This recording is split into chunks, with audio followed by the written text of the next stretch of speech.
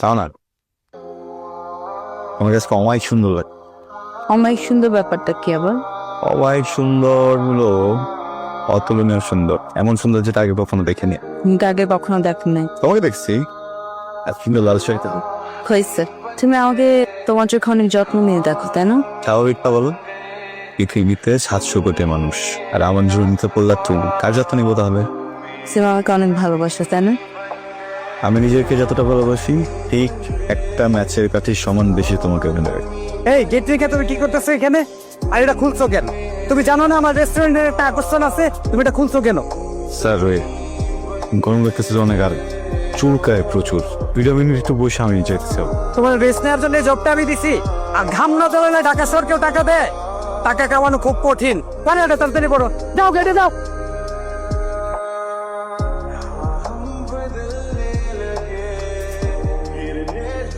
Hello, hello গুনগুন, কোথায়? তাড়াতাড়ি আসো। আরে বিউটি স্টেশন একটু বস। আমি 2 ঘন্টা ধরে বসে আছি। হ্যাঁ চলে আসছো?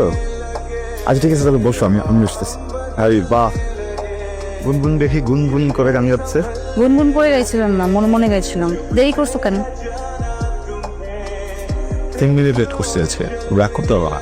রাগ করলাম না, যাও। সে বউ কি? হবা তো, তাই না? একদিন হবা তো, ওটাই আগে বলে দিলাম। তুমি দিন দিন কার্টুন হয়ে যাচ্ছো। কারণ হয়ে যাচ্ছে রোমান্টিক হচ্ছে। রোমান্টিক? এইটা যদি রোমান্টিকতা হয় তাহলে এটা সংজ্ঞা বদলে যাবে। আচ্ছা অনির্বাণ, আমি যদি কখনো হারিয়ে যাই তুমি কি অনেক বেশি কষ্ট পাবা? না, কষ্ট পাবো, শাস্তি পাবো, একটা কারাগারে দণ্ডপ্রাপ্ত হবো। কারাগারটার নাম কি হবে জানো? লক্ষ্য। আচ্ছা মা, আর কতদিন সময় লাগবে বলতো? তোকে বললেও বলিস সময় লাগবে, অনির্বাণকে বললেও বলিস সময় লাগবে। থাক, অনির্বাণের চাকরি কেমন চলছে? মা, মাত্র বাবাকে থামালাম, তুমি শুরু করে দিলা। অনির্বাণের জবটা তো এখনো পার্মানেন্ট হয় নাই, যেটা পার্মানেন্ট হোক তারপর দেখা যাবে। আচ্ছা ঠিক আছে, তোরা আলোচনা করে বিয়েটা করলে আমরা দেখে মরতে পারবো। এত তাড়াতাড়ি তোমরা কেউ মারা যাচ্ছ? আচ্ছা শোনো, রাত অনেক হয়েছে, আমি খুব সুস্থ আছি, যা গিয়ে শুয়ে পড়। তোমরা তাড়াতাড়ি শুট করো। Good night. খুব ভালো একটা অপরচুনিটি, যে আমাকে ডিটেলটা একটু মানে পাঠিয়ে দিস। হ্যাঁ আচ্ছা শোন,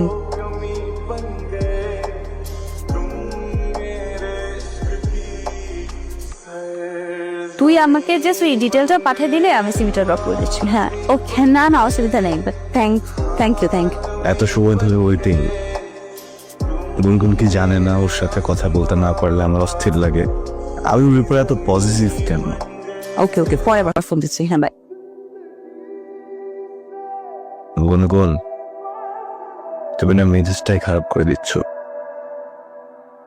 হ্যালো হ্যালো গুনগুন, এইসবের মানে কি বলো তো? কখন থেকে ফোন দিচ্ছি, তুমি যে ওয়েটিং ফোনটা তো ধরবা নাকি?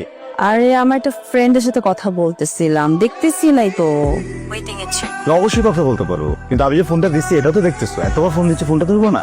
মানে ইম্পর্টেন্ট কথা বলতেছিলাম ফ্রেন্ডের সাথে, দ্যাটস ওয়াই কেটে দিচ্ছিলাম। বুঝতেছ? তুমি কেন বারবার ফোন দিচ্ছিলা? এটাই তো বুঝলাম না, দেখতেছো ওয়েটিং তারপর ফোন দিচ্ছিলা। আরে বাবা, কারণই হচ্ছে দেখে দিই। আচ্ছা কি জন্য ফোন দিছো বলো? কার সাথে কথা বলতেছো এটা আগে বলো। সূর্য ব্যাপার।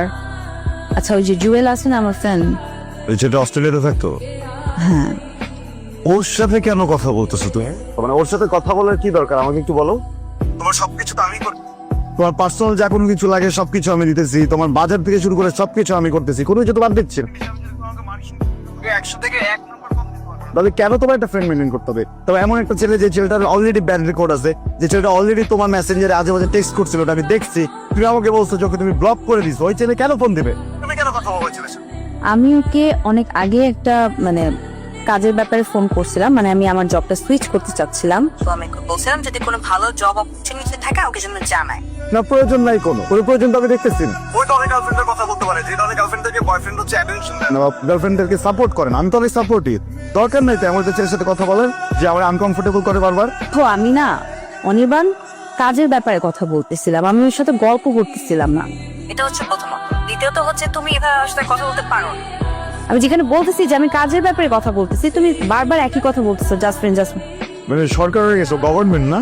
হ্যাঁ, ও চাকরি নিয়ে বসে আছে যে তুমি ওর ফোন দিবার চাকরি দিয়ে দেবে। মানে কি তা তোমার সাথে আর কথা বলার দরকারই নেই, মানে আমার এখন কথা বলতে ইচ্ছা করতেছে না, রাখি বাই। আর পাইছে একটা জিনিস সবসময়, কিছু হলে ফোন কেটে দিবে, কিছু হলে মেসেঞ্জারে ব্লক করে দিবে। আর ওই একটা ছেলের সাথে তুই কথা বলবি, গেজেতে থাকবি, সারাদিন গেজেতে থাকবি, আমি কথা বলতে পারবো না। না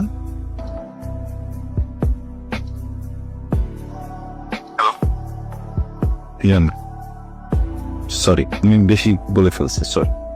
আর করবা এরকম? না ও না, কিন্তু এটার জন্য তোমার শাস্তি হওয়া উচিত। তুমি কি শাস্তি নিবা সেটা বলো। স্যালারি পাবো কালকে, তো কসমেটিক্স কিনে দিব, ঠিক আছে? ওকে ঠিক আছে, কালকে বিকেলে। খুশি হয়েছো? হ্যাঁ খুশি হয়েছি। সত্যি? হ্যাঁ বাবা সত্যি। আচ্ছা তাহলে রাখি। সরি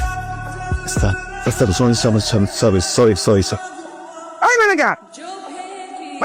স্যার, স্যার সরি, খেয়াল করে স্যার, বুঝে যাও। Sorry sir, sorry sir, sir আমি দেখতেছি এটা স্যার, তেমন কিছু হয়নি, মানে আমি কাবার ছিল স্যার। এগুলো কি রোগ লাগছে আপনারা? এই চলতে পারি না, টুপিট কোথায় যান? স্যার কিছু মনে করুন প্লিজ, আপনি যান স্যার। তোমার আর কতদিন বলবো, আর কতবার বলবো একটু সিনসিয়ারলি জব করো, সিনসিয়ারলি জব করো। না তুমি কোনো কথাই শোনো না। তোমার কি চাকরিটা করার ইচ্ছা আছে? তুমি জানো এই পোস্টের জন্য কতগুলো সিভি আমার কাছে আছে, সবাই তোমার তো এক্সপিরিয়েন্স। তোমার আমি কেন রাখছি জানো?